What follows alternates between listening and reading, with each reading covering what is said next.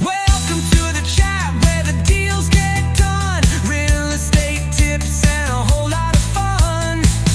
Think different, achieve your goals. Real estate simplified, that's how we roll. Hey there, it's Mike Cruz and Brandon Rizik, and we're here with Real Estate Simplified, and we're going to try and make it real simple today. Yeah. Talk about first-time buyers, who qualifies as a first-time buyer, and what it takes to actually buy a home. Mm-hmm. So, The process, what it takes, the whole nine. I mean, this is from mortgage, real estate 101. You know, this is where you start if you've never owned before. right.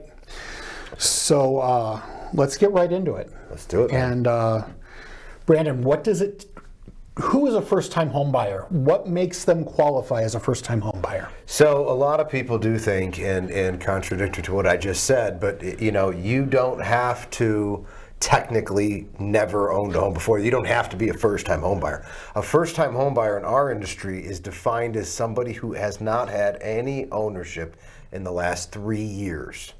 So if you've owned a home in the past, you sold it 4 years ago, been renting ever since, you are considered, again, a first-time home buyer. Or obviously, if you've never owned a home before, that would qualify you as well. Right. So, but anybody in the last 3 years who has not owned any property whatsoever, then you are, again, considered a first-time home buyer. So it basically resets after 3 years. Correct. Oh, that's awesome. Correct. So, you know, and there's so many different programs to define it. There's so many different eligibilities with that, but again, that title, don't be misled. First-time home buyer, 3 years. Okay, so we know everybody wants to know about the first-time home buyer programs that are out there for financing and low down payment, no down payment, all of that good stuff. We're sorry, but you have to stay tuned to the next episode to hear all about that. Next episode. Yeah. Sorry, guys, but we have to do the 101 first. What good is the programs if we don't know how to get there? Right. So, got to get there first. So we're going to start with the process. What is the process for buying a home for the first time? I'm asking you this. Yeah. I'm sorry. I'm asking you this because everybody says start with me, but nobody wants to start with the lone guy because I'm reality. Right. I'm the bad guy. Call me the dark side. Okay. I wore black today on purpose, but you know, people ask me this question. They ask you that question. The right way is to get pre-approved, but I'm going to stop there, and I'm not going to say that. Where is the right place to start? Because they want to talk to you. They don't want to talk to me. Right. It's all about the house shopping. That's right. So yeah, you do want to find a good qualified real estate professional that can sit down and help you out. And the first step should always be have what we call a buyer consultation.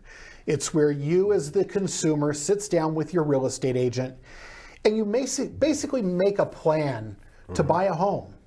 And you're going to go through your options as far as what you're looking for in the home, the neighborhoods you want to be in, drill all of that down and get to know each other and what you're looking for in your house. How can somebody work for you if they don't know what you want? Absolutely. No, that's really important, is knowing what they're looking for, the area they want to be in, the haves and have-nots. The bottom line is when you're looking for a home, you have to make some concessions. You're probably not going to find that 100% perfect home, but if you can find one that's 80%, 90%, and maybe it has a couple things you didn't even think about before. Mm-hmm. So it'll make it that 95 to 98% home that you really want. And you need to think about it too. Is it your forever home or is it a stepping stone? And these are things that, in our humble opinion, and this is coming from a mortgage guy, so I'm contradicting what everybody's been told. In my humble opinion, and in Mike's humble opinion, it is extremely important to lay that foundation before you even go get pre-approved. Right. Because you may want, everybody wants the lowest payment, guys. That's just the way the world is. And of course, nobody wants to spend more money than need to. But hey, I've got a family of 5. I can't do a 3-bedroom home. I need a 4 or 5-bedroom home or whatever that number is. So when you do go speak to the mortgage guy, he knows what to try and structure for you. Right. So meeting with your realtor, your professional, I do agree with, and if at all possible, guys, meet in person. Right. Because there's something about a trust factor when you look somebody in the eyes or when you sit with them. As a real estate professional, I don't want to speak on your behalf, but just knowing as a client, whatever it is, or meeting with clients, when there's a person behind it, not a phone call, not an email, it becomes different. Right. It becomes more serious. And now you see the family. You know what you're working for. Exactly. Right? Exactly. So. Yeah. And have that buyer consultation. It's not an all-day meeting. It can be anywhere from 20 minutes to 45 minutes. Usually nothing crazy. And whether we meet at the real estate office, Starbucks, it could even be at your home. But Brandon's right. Meet in person, build that trust, know who you're actually working with. They're helping you in the biggest purchase of your life, most likely. So it's really important that you have that trust. Absolutely. Now, as soon as we're done with that, then you're going to go talk to your loan officer and find out what you're able to get approved for and the terms. Most importantly, you need to be comfortable with the payment. Oh, that's so most important. If you're working with Brandon, I know he's going to ask you what payment you're comfortable with. A lot of loan officers don't. Oh. So many times I've seen it where, I'm approved up to $500,000. Okay, great. You know what the payment's going to be at $500,000 with 3.5% down, correct? And they say, well, yeah, but exactly. You're not real comfortable with that payment. So when we're looking at homes and we're even looking at just homes online, let's take that price down a notch so that we can look at homes that actually fit your criteria and you're okay with the payment. Oh, 100%. I mean, it's,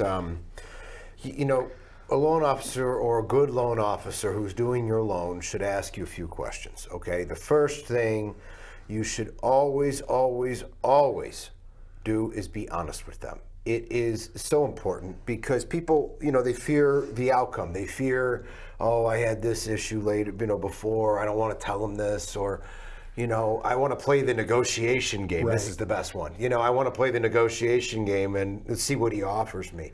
Let me tell you, we're all close, okay? We're all trying to offer the best thing we can. Nobody wants to hurt anybody, Right. If you do, you're a scumbag, right? But I mean, what I mean by be honest, tell us, what do you want to spend out of pocket? Is it as little as possible? Do you have a down payment in mind? Where do you feel comfortable with your mortgage payment? It is so important that the house does not own you. Right. It is still a thing. It's tangible. It's great. But you as a human being are supposed to own it. If you are a slave to it, it owns Right. you. So it is important to tell them where I can't tell you how many times I might be able to pre-approve somebody to $650,000, but their comfort zone is $475,000. Right. Why are you looking at a $550,000 house? Yeah. Why are you looking at a $600,000 house? You shouldn't own that home. If you can't find what you want in that price range, then we sit down and have a serious talk. Yeah. But at the same time, start low, work high. So, meaning be honest with your loan officer, tell them the truth. Don't play the negotiation game. Don't play these games. If you tell them the truth, they'll work for you, in my opinion. Absolutely. And then after you meet with the loan officer, the next step is, okay, you're pre-approved. We've gotten everything done. We're good. Now, back to you. Back to the real Right. estate agent, guys. This is where you have not even just a consultation, but in my opinion, this is probably one of the most important steps of the process. This is where I'll let Mike take over and just kind of say, what do you do in that next meeting? I call you and say, hey, John Smith, the client you referred to me, is pre-approved. They need to stop here at 475 or 500,000, whatever the number may be. Here you go, Mike. Here's your pre-approval letter. Let me know if I can help in the meantime. I'm going to back up real quick. Mm-hmm. That pre-approval process, from that first meeting until you have a pre-approval, mm-hmm. realistically, as long as the consumer, the client, as long as they're providing everything on a timely basis, what are you looking at for that time frame for pre-approval? Okay, so I'm going to give you two answers. I'm going to give you the correct answer and the real life answer. Okay. The correct answer is technically I'm supposed to pre-approve you based on the verbal application that we do or your online application, Okay. which was providing 0 documents. Okay. It's just saying, hey, this is the money I make, this is what it is. But I'm going to be honest with you, in reality, in the real world, I need documentation to support this because I'm the one writing a pre-approval letter. I'm telling you, your realtor and a seller, more importantly, the seller who is going to take their house off the market if you like it, Right. that your loan and funds are good. So I'll get back to answering your question. So it's important that you provide the documentation that the loan officer needs, Right. because that way it's actually pre-approved instead of just pre-qualified, so to say, or it's only as good as the paper it's written on at that point. Right. So how long does it take? If you provide an application and your basic 2 and 2s, 2 pay stubs, 2 bank statements, 2 years taxes, you provide those things, it shouldn't take more than 24 business hours. Okay. 1 business day. If it takes longer than that, they should tell you. So it's not a long process at all. Right. If you don't provide it, then that's when it gets dragged out. So the bottom line is it's a pretty quick process. Yes. When you're working with a reputable loan officer that knows what they're doing. Yes. Just because I have had some clients in the past where they're waiting on their pre-approval letter for 5, 6, 7 days. Yeah, and everybody thinks that the big banks are the best answer. Usually not. Well, usually not. I won't bash anybody. Right. I do agree with you 100%. There are a lot of people who keep significant amounts of money in certain banks where they get some serious benefits and breaks by their bank, and rightfully so. They should probably try them too, of course. But you should always try somebody like a independent mortgage banker or a broker or somebody who does this solely for a living, because generally, in our experience, and this might be why the root of Mike saying that is, you're probably going to get better service. Right. But I won't bash any banks, and I don't think Mike meant it that way. No, by not any means. Not at all. So, Just, yeah. but it's once again, who you work with matters. 100%. Yeah. It's a service industry. It is service. Even though there's a product being offered, even though you're getting a mortgage, there's a lot of people offering mortgages. It's still a level of service that needs to be met, because you will have timelines in your contract that need to be met too. So if they can't meet your initial pre-approval service, they sure as hell won't meet your contractual timelines. Right. I think that's the root of it. So. Yeah. And once you have your pre-approval letter in hand, comes the fun part. You're ready to go house shopping.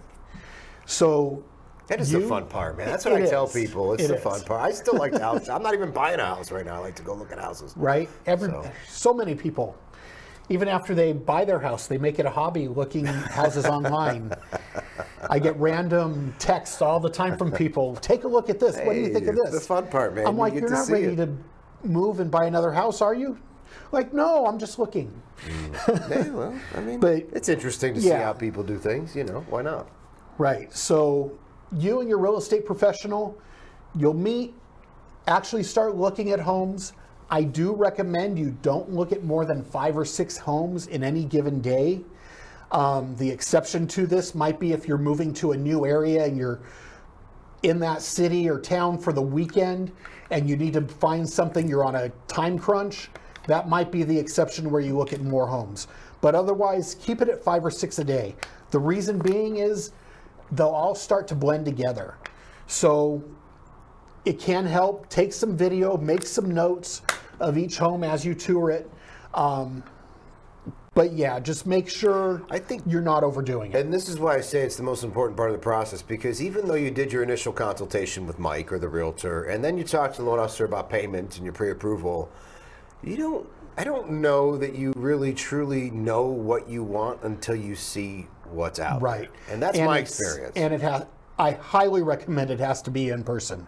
I can't tell you how many times a client will send me a list of homes to look at and they'll say 123 Main Street is my number one choice.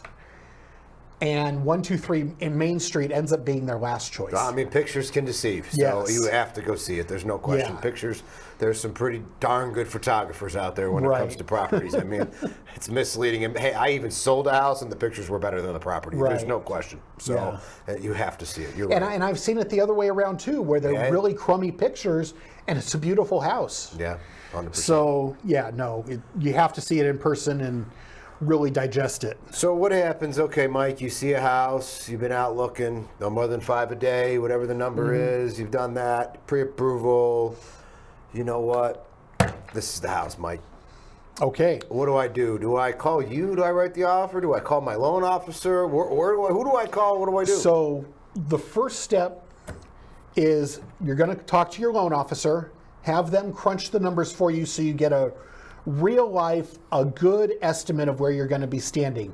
Money out of pocket, down payment, as well as what your monthly payment's going to be. Know what you're doing, guys. As a loan officer, let's say I pre-approved you at 475. Well, I gave you an estimate of taxes, an estimate of insurance, an estimate of interest rate. I gave you an estimate of homeowners association. So out of all of this, the only thing correct was the loan amount. Right. It's everything correct. Anything else could have changed the next day, whatever it is, or we don't know. So as a loan officer, I don't know what the taxes are on a property until I know the property. Every property is different. Right. So what you said is very important to this process. You like a home, you write an offer. I can't tell you how many times people do this backwards. Talk to the person giving you the numbers, your loan professional, and say, this is the house I like, this is the number I want to offer, what is it going to cost me?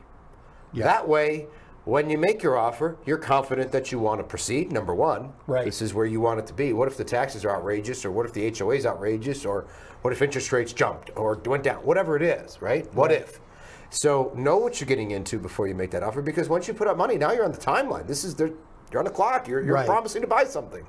So know your numbers, and hey, the seller only counted you this much. Well, that should already be in your head how to figure whether you want to accept it or not, because you have accurate numbers. Right.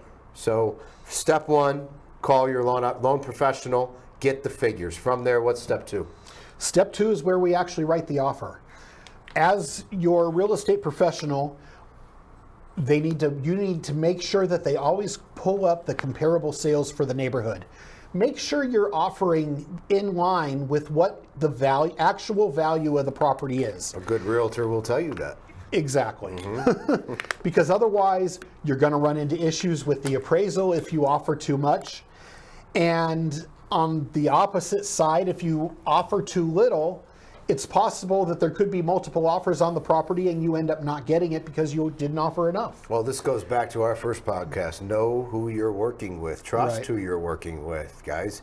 You have to make those face-to-face meetings. You got to know who you're dealing with. You got to have experience behind you and somebody who cares. Right. So, You took the words out of my mouth. sorry. An agent that cares is going to make sure they explain to you what the true value of the home is and what you should expect to pay. Yes, you can offer a little bit less, but know that until that seller accepts your offer, they can always accept another offer. That's correct.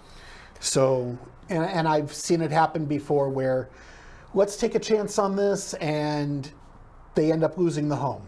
Right. It does happen.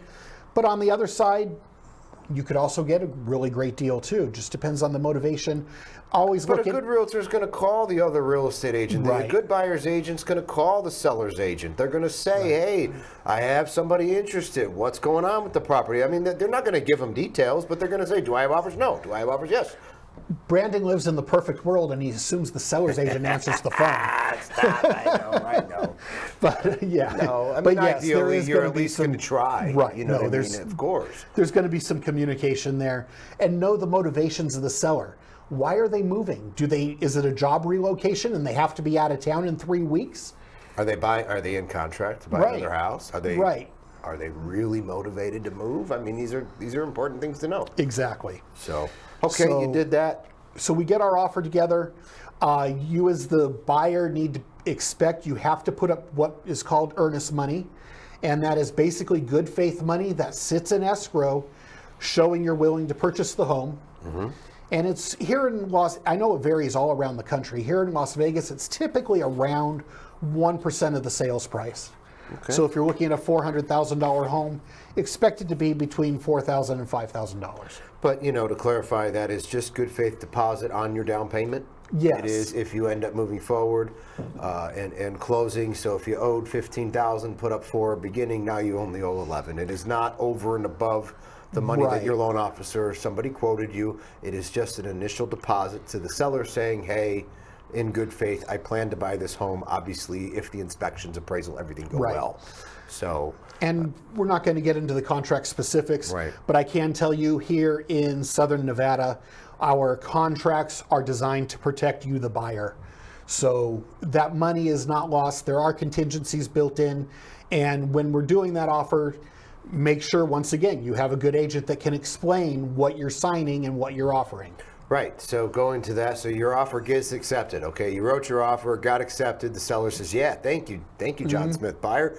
Let's sell the house. Let's move on.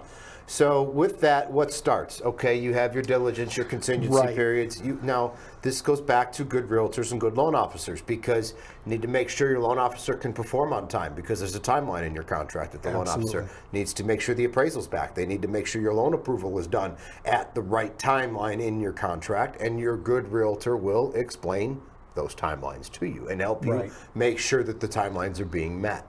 Right.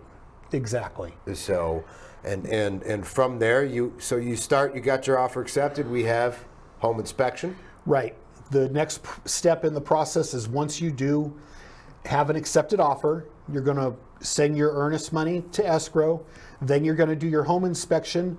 And this is while you have the other side, your mortgage loan officer, working on it. And they may ask you for documents at the same time. And you want to provide those as quickly as possible, just so you can stay on the timeline with the loan officer and you're able to The close on faster you time there. provide it, the faster that they'll be able to get your timelines done. Absolutely. Once your home inspection is done, and you do have the opportunity most of the time to negotiate any repairs needed, then there is the appraisal, which actually gets ordered on the loan side. Roughly around the same time your inspection is done. Yeah. It's usually simultaneous within a day or two. They're usually done pretty fast. The appraisal gets ordered as soon as you consent all the loan information. Right. And then your appraisal's ordered, and then we're working on your loan approval all in the midst. So as you're doing your inspection, as the appraiser's out there doing the appraisal work, we're also getting your loan into the bank for the loan approvals and all of that stuff. So Right. all of this is kind of happening at the same time. And it is, partial to your contract, the timelines that need to be met, but it is all seamlessly happening, and a good team meaning your loan officer and your real estate professional, will kind of tell you where to be and when. Right. And there usually is a little bit of downtime for a week or so when your loan is in underwriting and Yeah. getting that final approval, and gives time for any repairs to be completed by the seller. And you, as the buyer, you're like, what's going on? And there isn't much for you to do at that time. So just know that everything's being worked on behind the scenes per se. But as it gets closer to closing, then you're going to have your final walkthrough of the home, and that's where you're going to make sure any repairs were completed and everything is in the home the way it should be. So if the seller's including refrigerator, washer, and dryer, we make sure that the right refrigerator, washer, and dryer are there. Everything is in correct working order, and making sure you're getting the home that you understood you're getting. And with that, when you do your final walkthrough, either right before or right after, you should be signing your final loan documents, your final closing paperwork. From there, that's when you do your, that's the stuff that's locking in. That's the final paperwork that is official. Okay, and then it should be asked that you wire any down payment or money that you need. You should have reviewed those documents in a perfect world. You're going to Right. review those documents, go leave there, wire the money that you need to closing, and then within a day, usually, you should be able to get your keys and finalize the transaction and close. Right. So, Yeah, and once you have your keys, it's your house, and you get to do with it what you want. Move in and enjoy. Move in and enjoy, and then stop looking at houses because you just bought one. No, I'm joking. Right. No, I mean, and I know we summarized that as best we could, but the final process actually goes very, very fast. It seems like forever, and then all of a sudden you get to the last part, and it's just like boom, boom, boom, boom, boom, you're done in here. Oh my God, I have keys. Right. It does happen very fast because all of the diligence was done. Your approval's in, your application's done. Everything's been done over the few weeks prior. So the Right. last part just happens overnight. So with that, it shouldn't be a painless process as long as everybody is doing their job, including you as the consumer, getting your documents to your lender and doing all of that. It should be a very smooth, fast process. So, Right. So with that said, we're going to take a couple questions that we got from our previous episodes that have been asked. Is it okay to go look at model homes? The answer is yes, but keep in mind, when you walk into a model home complex, the agent sitting there works for the builder. They don't represent you. I highly recommend you have a real estate professional that you're working with to represent you. And you need to know that person at the model home office that you have a real estate agent, and even give them your agent's name right then and there, so that if they want to follow up, they can follow up with your agent. it's like going to a bankruptcy attorney and saying, should I file bankruptcy? Well, that's what they do for a living, guys. Right. Model home people, they work for the builder. Their Yeah. job is to sell the homes that they're building. Their job isn't to work for you. Their job is to sell the homes that they're building. Mike, I couldn't agree with you more. Don't even bring their card. Bring your realtor with you, yeah. for God's sakes. Bring the person representing you with you. Right. Absolutely. And the question comes up, do I need a realtor? 100% of the time, yes, you do want somebody representing you.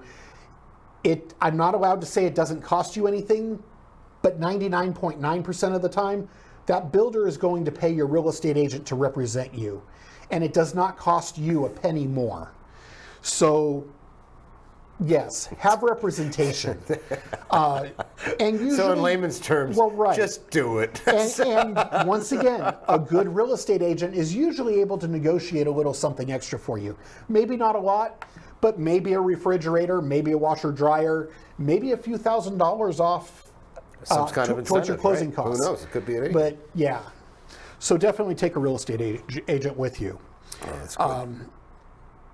Well, and go ahead if you have more to I was going to say, sorry. the last question we received is, how much down payment is required to buy? Well, that's a tricky question, but I'm going to give you the basics, okay? Because everybody might be different. So your loan may need a certain down payment because you don't qualify at this price that you want to buy at. So aside from that, the actual basics of this are, if you did an FHA loan, the minimum you need are 3.5% down. If you did a VA loan, all you need is your closing costs, 0 down.